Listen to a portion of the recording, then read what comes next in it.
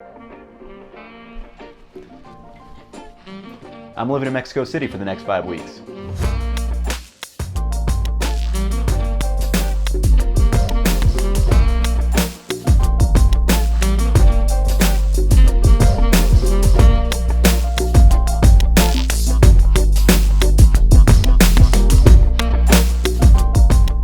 So even though I'm going to be living in Mexico City for the next 35 days, I thought it would be interesting to document my first impressions of the city within my first 24 hours. I think it'll be interesting to compare my impressions of the first 24 hours versus at the end of my 35 days. And I've roughly split up the impressions into broad categories, kind of like people/interactions, the food, and then kind of the city/infrastructure. I'll put a bunch of timestamps up, so if you guys want to bebop around and jump around, feel free to find what you are interested in. Right off the bat, in my first 24 hours, the limited interactions that I had with everyone have been super positive and friendly and understanding. This started with my Uber driver on the way into the city. You know, she actually didn't speak English, and I speak some Spanish, but it's definitely limited. However, you know, with Google Translate, we were able to have like a basic conversation. She told me that her favorite part of the city was Coyoacan. Not sure if I'm saying that right, and also gave me a couple recommendations to eat. Then with my Airbnb host, they actually asked me to sit down and have dinner with them. They don't really speak much English too, a little bit more than my Uber driver, but still not much. And it was just a great offering for them to let me sit down with dinner. And then the next morning, I went on a little class of tortilla making and a tour of Mercado del San Juan. And even though the guides did speak really good English, they were fluent, just super positive experiences. I had a ton of questions because I'm a cooking nerd and I love learning about that, and they answered everything. And they actually gave me their contact information once they found out that I was gonna be staying here for 35 days. They said just to reach out if you ever wanna hang out or come get some food and chat, whatever. So super positive experiences so far, but let's talk about number 2. So I think part of the reason why I've had these good experiences is that I have been trying to use my limited Spanish as much as possible. You know, I'm in nowhere near fluent or anything. I've got a bunch of words scrambled up in here and I try to spit them out in coherent sentences, but it does take me a while. And then listening to people spit it rapidly back at me is a whole nother ballgame. But at least trying to make myself understood, even though, you know, I'm not fluent at all. People do kind of open up a little bit more, and I have been able to learn some things along the way, and I only hope I get better as I go on. So if you know a little bit Spanish, I would say try to speak it. So I stand at 5'6", which by US standards is a fairly short guy, but in Mexico, not so much. I feel like I'm normal height here. And I looked it up, so the median height in Mexico for males is around like 5'4", so I'm kind of right in that average range of people. It's not like it matters for anything, but it's just something that I've noticed in my first 24 hours. And then the last kind of interaction thing that I've noticed in my first 20 hours is that grocery bags do not give out bags for your groceries. And I don't know if this was just because of the grocery store that I went to. I don't know if this is the case all over, but basically I had checked out and was gathering things like some 2-liter bottles of water, milk, just some odd snacks and things, just like some basic stuff. And I get through and get to my cash register and they kind of just pile everything up for me. And then they didn't like put it in like bags or a box or anything. They're just like, oh, here you go. And he helped me like put it in my arms. And then I had to walk like 5 blocks back to my Airbnb, had to readjust everything like 6 times along the way. Funny enough, I actually did bring this like cloth kind of stretchy bag to use exactly for groceries, but just kind of forgot about it. And I assumed they would have some. I'm sure I could have asked for something or whatever, but I don't know if this is in all grocery stores that it's like this where you don't get bags, or if it's just some. I'm not sure. I'll have to see over the next 30 or so days. Let's move on to my favorite topic, the food. So there is food absolutely everywhere, and I knew that there was a lot of street food and things, but I don't think I was ready for just how much there was. Basically, if you walk down any street, there are going to be tons of food options serving up something hot and delicious. And within that, there's a bunch of little stands on the corners of the streets run by grandmas and their family, it seems like, that are serving up chilaquiles and tortas and tacos and a bunch of really delicious things. So I assume there are either no regulations or very lax regulations when it comes to being able to serve food, which is definitely a little bit different from the US. But if anyone is from Mexico City or just happens to know, I would love to know too. So drop me a comment down below. But I will say that they serve up some of the most delicious food that I've had so far. So I've had store-bought Oaxaca cheese before that I've gotten in the States, but it is nowhere near what I experienced on the tortilla class tour I had on the first morning I was here. It's so stringy and it melts very well, and the taste is really, really something spectacular. So it's a semi-hard cheese, kind of like a Monterey Jack, but with the stringiness of a mozzarella. And you can put it in quesadillas or on tostadas, and it's absolutely delicious. It's given me a bunch of ideas of ways to incorporate it into some non-Mexican dishes. But absolutely to die for. If you see some Oaxaca cheese, just go for it, it's delicious. So obviously a big part of Mexican cuisine is the spiciness, all the different peppers and chilies that are used.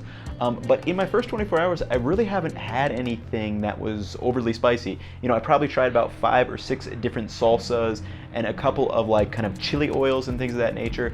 They were definitely spicy, but nothing that like destroyed me. So if any of you do have some recommendations of really spicy things, I do like to get a little bit of sweat going, and I don't mind getting my ass kicked by spites every once in a while. I'm sure this is going to change, and I'll find some really spicy stuff. But if you guys have any recommendations, would love to hear them. You know, this is how cooking really all around the world works. Kind of basic techniques, but it's really fun to see all the little spins on dishes that you can make. So say you were making carnitas out of pork shoulder. Instantly you can use that carnitas in a bunch of different ways. You can have tacos de carnitas on fresh tortillas with a bunch of fresh salsas, onion, and cilantro. Or you can have a torta de carnitas, which is gonna be on this nice fluffy bread with just a bunch of those fresh toppings. And then you can also just have a quesadilla de carnitas, which is gonna be a bigger tortilla, but likely have some Oaxaca cheese in there. So even though you're using the same kind of base component for each one, all of these variations really are their own unique experience, and I have absolutely loved it so far. So that's enough about the food for now. I'm working on getting some cooking content for my other main channel, Cook with E. So if you guys are interested specifically in the food, go and check over there. I've got several ideas of videos I want to make over the next coming weeks. But now let's switch gears and kind of talk about the city, the weather, the infrastructure, just kind of Mexico City at a high general level. So if you don't know, Mexico City is absolutely enormous. And I knew that it was like the 5th biggest city or something like that by population, but I was still impressed with just how big it is. So I looked it up, and there are over like 16 different boroughs, kind of unique areas, kind of how New York City has like Manhattan and the Bronx and, you know, all those kind of Brooklyn and those areas. There's 16 different ones in Mexico City, which is pretty crazy. And with being such a big city, there's naturally going to be, you know, good and bad things about that. Obviously, there's going to be constant traffic, tons of cars everywhere. And it's going to be loud. I don't know if you guys can hear outside, but I'm right by the road with my Airbnb. But yeah, you may want earplugs and things of that nature. And you know, the air quality may not be the best just because of all the cars and all the busyness. But within that, a big city is a lot of fun. There's a lot of stuff to do, a lot of things to see, and I'm excited to see the different areas of the city over the next 5 weeks. So for people from the US, Denver sits at, you know, a mile above sea level, which is like 5,200 feet. If you add another 2,000 feet to that, you get 7,200 feet above sea level.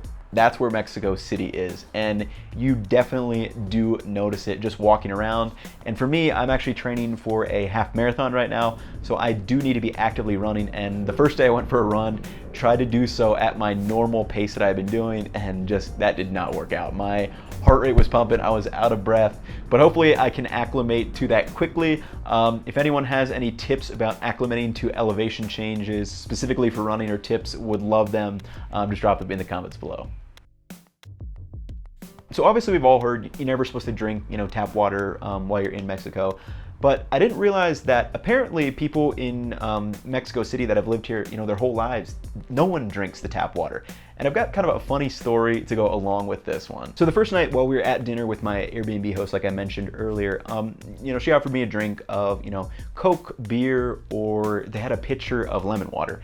And, you know, I really wasn't in the mood for Coke or beer, and I hadn't gotten like a bottle of water or anything like that. So I really did want the lemon water, and I just was saying, you know, hey, yeah, I'll take the lemon water. But obviously she knows that I'm not from here, and she didn't make any indication that it would be bad for me to drink or anything. So I just took the leap of faith. All the while I was thinking, did I just mess up my first few days in Mexico by getting sick? And so the next morning, you know, I woke up fine, and then I went to my tortilla class, and on the tour, the guide told us that actually nobody drinks the tap water. So if you are offered, you know, like a cup of water at like a restaurant or a pitcher or something, that water has already been filtered, or it is from a bottle, because no one drinks the tap water, so it should be fine to drink. Now, obviously, I only have one person telling me this, but if anyone is from Mexico City, let me know if that is the case. You know, in general, I am still sticking to bottled water, but if someone does offer me like a, you know, glass or pitcher of water at a restaurant, I'll probably just take it and not really worry about it. So lastly, let's talk about everyone's favorite topic, the weather. So obviously the weather was a big part of why I decided to come down to Mexico City, especially during the winter, you know, get out of the cold up in PA and come down to the warmth in Mexico. You can't beat the sunny and clear days, but it's crazy how literally it's the same every single day, like down to a degree or two. So I looked out for the next month, and literally it's just mid 40s is the low and mid 70s is the high, like every single day.